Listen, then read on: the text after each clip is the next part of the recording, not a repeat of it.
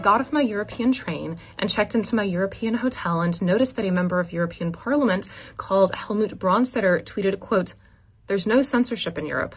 Everyone has to follow our rules." Well, I'm traveling here on a diplomatic passport, so I thought I'd take this opportunity to say a few things that ordinary Europeans can't by revisiting some remarks for which people in Europe and also the UK have been investigated or arrested or jailed by their governments over the past few years. So, as I tweeted a few moments ago, a German woman notoriously received a harsher jail sentence than a convicted rapist after the woman called the rapist, quote, "a disgraceful pig." This was after he participated, along with several other disgraceful pigs, in the gang rape of a 15-year-old girl in a public park. Similarly, a British woman was dragged out of her bath by 11 police officers after she referred in a private text message to a man who allegedly violently assaulted her as, quote, "a faggot." And victims of violent crime aren't the only people who lack free speech rights in Europe. In Sweden, an activist called Rasmus Paludan was jailed after he burned a Quran and referred to Islam as gay Islam. Finally, in Germany, a man faced a criminal investigation for referring to Green Party leader Ricarda Lang as, quote, "fat." There are many more. I could go on, but it's important to note that the European censorship bureaucracy often postures as populist, fighting against big tech. Yet none of the people I listed is a large tech company. These are ordinary Europeans and one Brit who were punished by their governments for saying what they thought was true, or just what they felt like saying. In a free society, that shouldn't happen. So which is it, Mr. Brandstätter? Is there no censorship in Europe, or do we all have to follow your rules? So that's Sarah Rogers. What was the reaction to her? Because that was provocative. And you know that a career diplomat like her would never have done anything so provocative without clearance from the top. Like diplomats, one thing you can say about diplomats is they're diplomatic. That was a very undiplomatic diplomat. So she was obviously given the green light on that. Do you know what the reaction has been in Brussels to that, tough-talking American lass? Yes, that's Sarah Rogers, one of the Trump administration's best appointments, in my opinion. The State Department has really been exemplary, I think, in this administration. They've really made free speech a priority, and it's clearly becoming a priority now for American public diplomacy, which is a massive sea change to previous administrations. We actually just have a report out of the Foundation for Freedom Online showing how under the previous administration, the US government actually fully cooperated and supported the establishment of the Digital Services Act, which is now being used to target American companies. The current administration, Sarah Rogers, Marco Rubio, the State Department, they've completely turned the page on that and are now actually putting pressure on US partners to actually not just support, not infringe the free speech rights of Americans, which laws like the Digital Services Act threaten to do, and laws like the Online Safety Act in the UK, they threaten to infringe the rights of Americans by targeting American companies and forcing American companies to reestablish the censorship regimes that they've been dismantling over the last few years. But they're also saying, one of the things Sarah Rogers has said is that this is also bad for the free speech of their own people in Europe and the UK. And obviously these are American allies. America wants its allies to have a culture of free speech, like America has a culture of free speech. Unfortunately, some Americans, especially in the Democratic Party, actually would prefer a more European system of tight speech controls, and you can see that very clearly in our latest report. But I think this is now official policy at the State Department and official policy at the administration, and it's great to see that the U.S. will go out around the world to its allies, to all countries really, and actually promote free speech and promote free speech for the people in those countries. Yeah, it's sort of interesting to watch the Europeans try and push back. They're not used to fighting with Americans. They're not used to fighting on Twitter in short sound bites. They're used to doing blah, blah, blah speeches in the European Union that no one actually pays attention to. Let me just say one more thing about the Twitter fine before we move on. There were three, I think, main beefs that the European Union had with Elon Musk. One of them was that he was giving away, there's a little thing on Twitter or X, it's a blue check mark that it's sort of a badge that you're official, that you're a somebody. Now, in the past, it was very ambiguous how you got them. You had to, it was like you were tapped on the shoulder and were bestowed this blue check mark by a friend in the company. Some people secretly paid 15 grand. One news story reported, to get the blue check mark. It was basically, are you cool with the cool kids? It was very snobby. one of the things Elon Musk did is he let anyone buy a blue check mark. This was something that enraged the Europeans. It was specifically something they said they were fining him for. One more thing I thought was odd. They demanded access to internal statistics. They wanted the right to study Elon Musk's X or Twitter. Neither of these things seem appropriate. They seem invasive. They almost, one of them seems, well, how dare you let anybody get the cool kids check mark? And the other seems quite, snooping around. Why is that? I thought that the actual reasons sounded like BS. What do you make of those reasons? Are they real?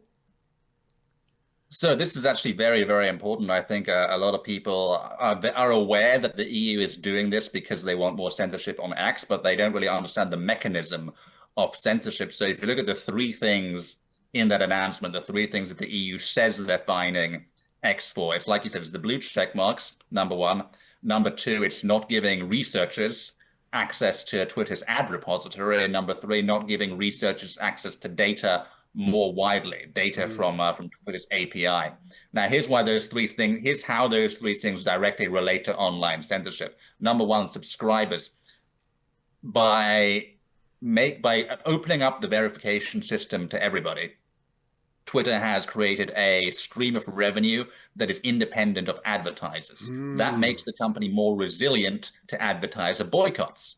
And people who support online censorship don't like that.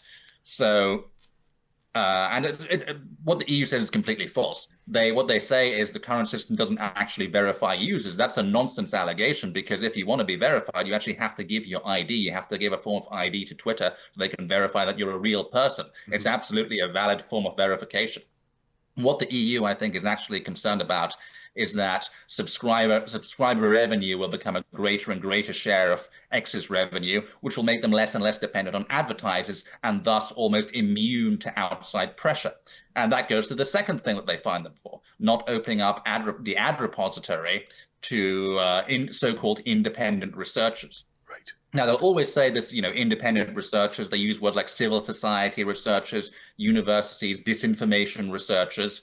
And what this is, these are the same sorts of people I mentioned earlier in this show that the previous administration and the U.S. deep state funded to the tune of hundreds of millions of dollars of U.S. taxpayer money to create this sort of global anti-disinformation network. All that money goes to so-called researchers.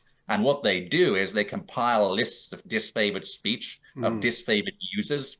They compile these vast databases. They essentially function like a third-party private sector Stasi.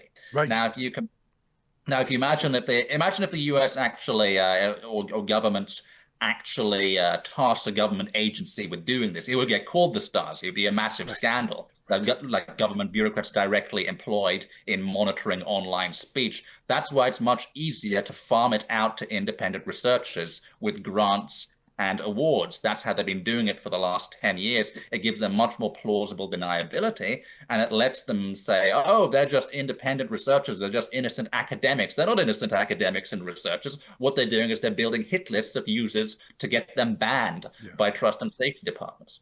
And exactly what they did in 2020. There was an organization, I'm sure you're familiar with it, called the Election Integrity Partnership, and exactly the kind of, allegedly academic researchers that the EU wants to open up X to. What they did is they built a database of millions and millions of tweets, thousands of users, and almost every prominent pro-Trump commentator. And then they passed this list on to content moderation departments to get them banned.